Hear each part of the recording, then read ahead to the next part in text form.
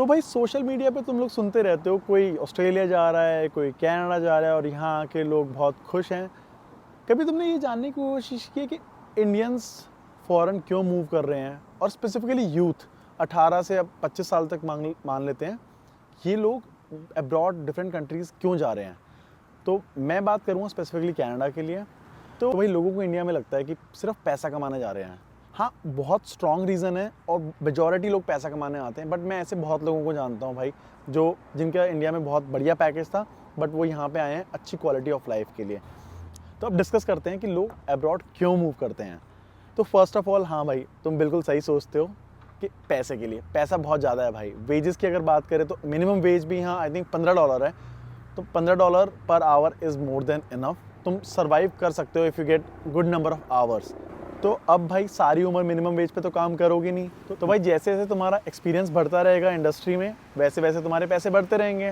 तो no doubt पैसा अच्छा है इन कंट्रीज़ में किसी भी काम को लेके। Let it be plumber, let it be IT professional, सबके पास मोटा पैसा है भाई।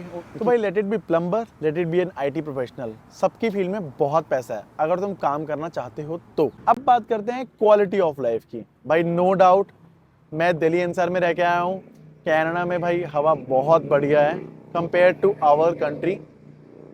तो कुछ लोग ये देख के भी आते हैं कि भाई एक अच्छा एनवायरनमेंट, हेल्दी एनवायरनमेंट मिलेगा, और भाई साफ सफाई तो है ही। तो मेरे पीछे देख पा रहे होगे, गंदगी है बट इतनी नहीं है। वो गंदगी भी भाई बहुत सारे अपने भाई बंधु आके करते हैं यहाँ पे।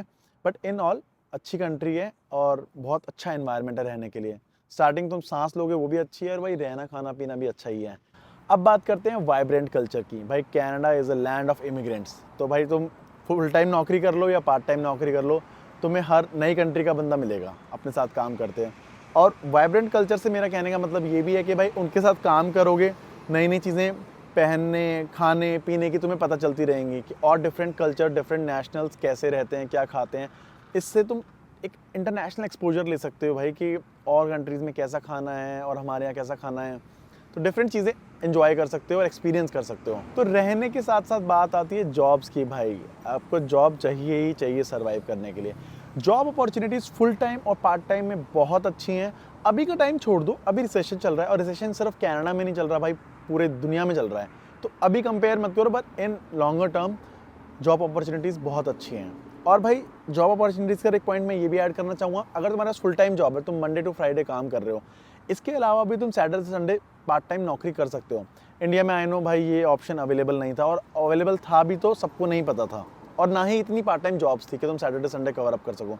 तो भाई किसी को अपने एक्स्ट्रा गिग्स के लिए पैसा जोड़ना है, जैसे कि मैं बात करता हूँ कि मुझे कोई गैजेट चाहिए या मुझे DSLR कैमरा चाहिए, तो मैं सैटरडे संडे एक्स्ट्रा काम कर सकता हूँ उस चीज़ के लिए। और यहाँ बहुत सारी अपॉर्चुनिटीज़ हैं ऐसी पार्ट टाइम की।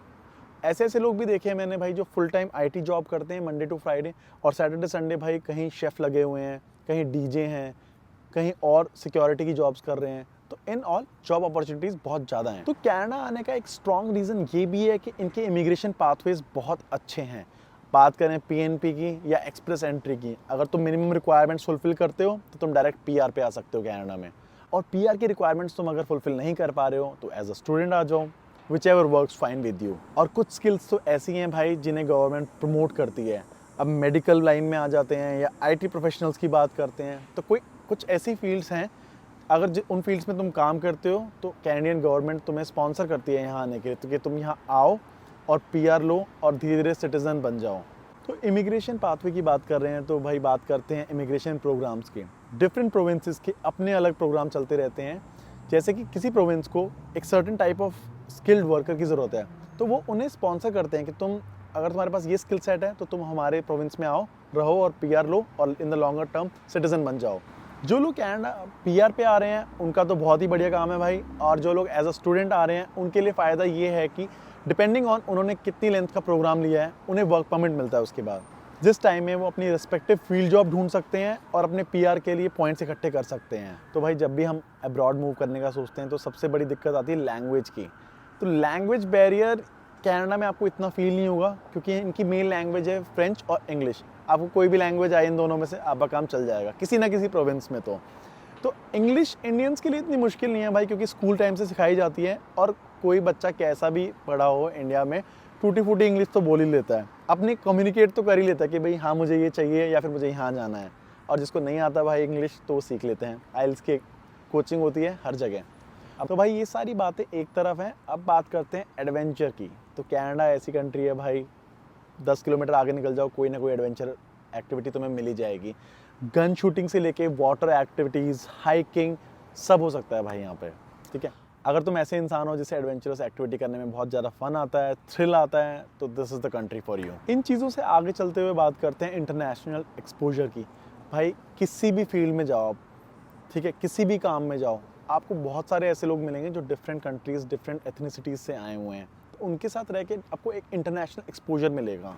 तो ये सारी बातें एक तरफ, और अब बात करते हैं पर्सनल इंडिपेंडेंस की। आई नो तुम भी यही चाहते हो ना कि कोई रोका टोकी ना हो, कोई मुझे ये ना बोले ये करो वो करो। तो भाई Canada is the country for you, जहाँ आपको पर्सनल इंडिपेंडेंस मिलेगी। बट हाँ, that comes with a price, कि तुम्हें सब कुछ खुद करना पड़ेगा, starting from cooking, washing of your clothes, planning your day, planning your activities, सब कुछ खुद करना पड़ेगा भाई, क्योंकि यहाँ तुम्हारे कोई पेरेंट्स तो है नहीं जो तुम्हारा सपोर्ट कर देंगे किसी चीज़ में। बट हाँ, इसकी रिटर्न में आपको मिलती है पर्सनल इंडिपेंडेंस। तो पर्सनल इंडिपेंडेंस के साथ साथ बात करेंगे भाई, यहाँ तुम्हें कोई जज नहीं करता कि तुम कैसे कपड़े पहनते हो, क्या खाना खाते हो, कब कहाँ कैसे घूमने जाते हो। आखिरी में बात करेंगे भाई वैल्यू ऑफ लाइफ की। इंसान की बहुत कीमत है भाई यहाँ पे। अगर एक इंसान रोड पे भी वॉक कर रहा है तो सारी गाड़ियाँ उसके लिए रुकेंगी। ऐसा नहीं है कि हॉन्क मारते हुए चले जाएंगे और आपकी जान की कोई वैल्यू नहीं है। यहाँ जान की बहुत ज़्यादा वैल्यू है भाई, क्योंकि यहाँ पे फाइन्स बहुत हेफ्टी हैं। अगर तुमने किसी पेडेस्ट्रियन को टच भी कर दिया अपनी गाड़ी से तो यू वोंट बिलीव, एक ऐसा ह्यूज अमाउंट आपको उससे सेटलमेंट के केस में देना पड़ेगा कि तुम दोबारा गाड़ी चलाने का सोचोगे भी नहीं कभी। इस चीज़ में एक मैं ये एडअप भी करना चाहूँगा भाई, जैसे इंडिया में कभी एक्सीडेंट आपने देखा होगा कि 2 गाड़ियाँ ठुक गई तो लोग उतरते ही मार पिटाई स्टार्ट कर देते थे।